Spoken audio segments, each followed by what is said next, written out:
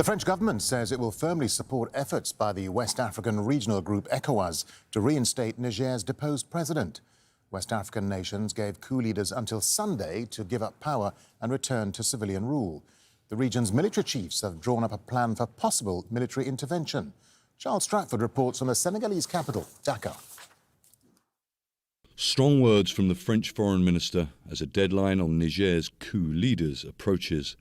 If on Sunday they should still be in power, and we want to believe that they won't, well, ECOWAS, as expected, will have to decide, which is not to allow a coup d'etat to take place. This is enough. This really is one coup too many. The coup leaders and many of their supporters want an end to what they say is French interference in Niger's affairs. Protesters have burnt the French flag during pro-coup rallies and attacked the French embassy in Niamey. There are an estimated 1,500 French soldiers in Niger, there as part of an international coalition fighting armed groups such as ISIL and Al-Qaeda across the region. ECOWAS, the West African regional bloc, says it has a plan for a potential military intervention in Niger as a last resort if the coup leaders do not free deposed President Mohamed Bazoum on Sunday and return to civilian rule. This is the terrible mistake that ECOWAS's heads of states made in making a threat and setting a deadline without consulting their military chiefs. So the military chiefs have met, they've looked at the options, and they've placed the intervention at the very last.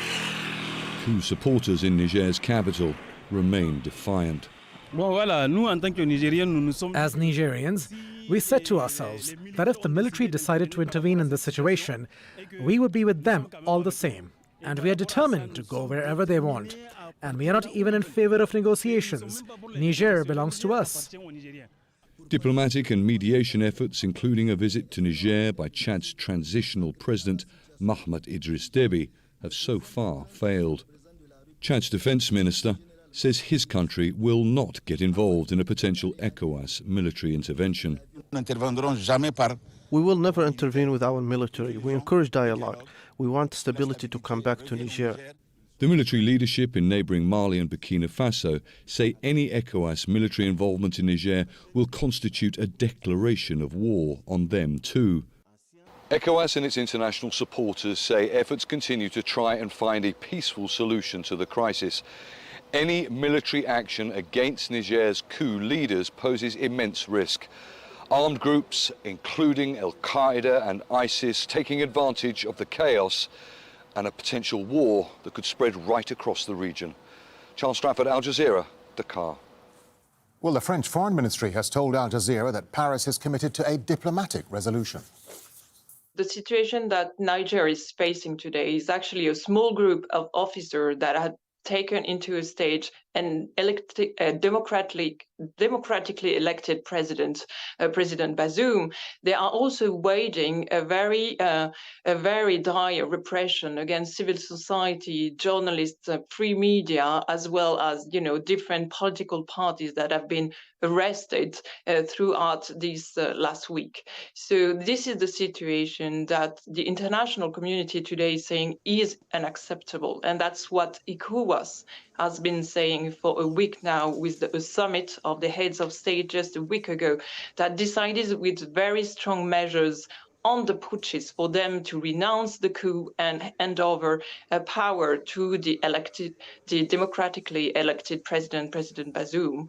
So as the international community said it as a whole, because it's not just France that actually supports ECOWAS efforts to go back to constitutional order, it's the US, the EU, the UN with the UN Security Council that expressed itself just a week ago to condemn the attempted coup and support the region in its effort to bring back Niger to the constitutional order.